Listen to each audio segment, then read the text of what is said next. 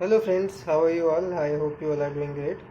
तो ये है class second economics honours semester 3 micro economics की।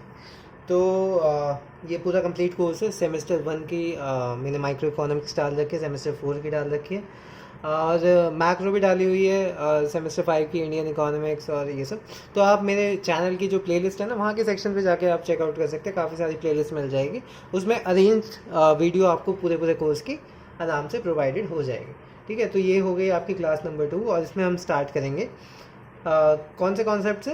कंपोजिट गुड के कॉन्सेप्ट से, कंपोजिट गुड्स। तो वैसे आपने बजट लाइन पे देखा होगा कि हम दो गुड्स की बात करते रहते हैं, पेप्सी कोक या मतलब X1 X2 ही लेते रहते हैं। तो होता क्या है कि अगर रियल लाइफ में देखें तो आपकी अगर एक कोई बकेट हो तो उसमें बहुत सारी चीज़ें होती है। पेप्सी हो गया, बर्गर, पिज्ज़ा, शूज़ हो गए, क्लोथ, पेन, पेंसिल, स्टेशनरी, जो भी है बहुत फला फला चीज़ें होती है। पर जो कंज्यूमर है उसे एक एक मतलब एक जो आपका प्रोडक्ट हो गया उसके बारे में स्टडी करना है और जो उसकी बास्केट में है और बाकी जितनी भी चीज़ हो गई, ये जितना, जैसे ये बंडल बना दिया मैंने, बैग ले लो, पिज्ज़ा, क्लोथ, ठीक है, पेन, पेंसिल, ये ऐसे लिस्ट हो गई। ये जो सारे बंडल हो गए ये हो गए आपके कंपोजिट गुड। ठीक है, तो बहुत जिस बंडल को पढ़ना होता है उसे एक एक्सिस पे ले लेते हैं, एक्स एक्सिस पे, और जितने भी उसके अलावा जितने भी बंडल ऑफ गुड्स है उन्हें वाई एक्सिस पे ले लेते हैं और बेसिकली उन्हें लेफ्ट ओवर कह लीजिए या एक्सपेंडिचर ऑन अदर गुड्स कह लीजिए। तो इस प्रकार से आप उन्हें नेम कर सकते हैं और उनका प्राइस जो है वो, जो कंपोजिट गुड का प्राइस है वो आप 1 अज्यूम करके चलते हैं। ठीक है, लेफ्ट ओवर इसलिए कहते हैं कि जो भी मनी इनकम बच जाती है वो लेफ्ट ओवर इनमें काम आ जाएगी। ठीक है, और जैसे स्टडी करना है वो आपका यहाँ पे X1 पे आ जाएगा। तो यहाँ पे X1 पे पेप्सी हो गई और X2 ये सारे लेफ्ट ओवर हो गए, कंपोजिट गुड्स कह लीजिए, ये लेफ्ट ओवर लिख लीजिए, या ठीक है, ये एक्सपेंडिचर ऑन अदर गुड लिख लीजिए। तो इस प्रकार से आप लिख सकते हैं। तो अगर मैं कहूँ कि आपकी मनी इनकम जो है 1000 है और आपको पेप्सी पे मतलब पेप्सी पे स्टडी कर रहा है वो कंज्यूमर, तो अगर आप देखें तो मैंने क्या बताया था, कंपोजिट गुड की वैल्यू हमेशा मन रहनी है। तो Y intercept is equal to क्या होगा आपका, जो आपकी इनकम है, अपॉन P2 करोगे तो क्या डायरेक्ट P2 आपका बनी है, तो बेसिकली आपकी इनकम ही होगा। तो यहाँ पे क्या होगा, 1000, पेप्सी की वैल्यू मान लो तुम 10 मान लो, तो यहाँ पे 100 हो जाएगा।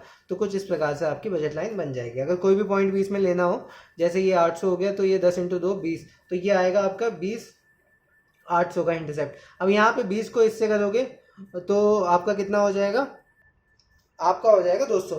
सॉरी, ये 100 से नहीं करना, 10 से, प्राइस से करना है ना। तो 20 इसे करोगे आप 10 से, तो ये हो जाएगा 200। और ये 800 को किससे करोगे, जो P2 है, P2 की वैल्यू आपकी 1 है, प्लस 800 इज इक्वल टू आपकी पूरी मनी इनकम। ठीक है, तो अगर मैं इक्वेशन बताना चाहूँ बजट लाइन की, इस केस में क्या बनेगी? इस केस में इक्वेशन बनेगी आपकी, क्योंकि आपने X2 को जो है कंपोजिट गुड माना है, तो P1 X1 plus X2 is equal to M। मैंने P2 क्यों नहीं लिखा, क्योंकि P2 इसमें 1 है। अगर इसी बात पे मतलब अगर आपका जो एक्स एक्सिस है उस पर आप मनी इनकम ले रहे हैं तो उसमें कुछ नहीं होगा, उसमें इस प्रकार की बन जाएगी। अगर आप वाई एक्सिस पे पेप्सी को रख देंगे, X1 plus P2 X2 is equal to M। तो इसका मतलब ये है कि भाई अगर हम इंटरेस्टेड है कंज्यूमर का बिहेवियर जानने में सिर्फ पेप्सी का, तो जितने भी सारे गुड्स हो जाएंगे जो अपनी बास्केट में वो लगता है और मनी इनकम से परचेज कर सकता है, उसे X1 के उस पर हम ले लेंगे। ठीक है, जो भी लेफ्ट ओवर एक्सपेंडिचर हो गया और जो वो कंज्यूम करना चाहता है।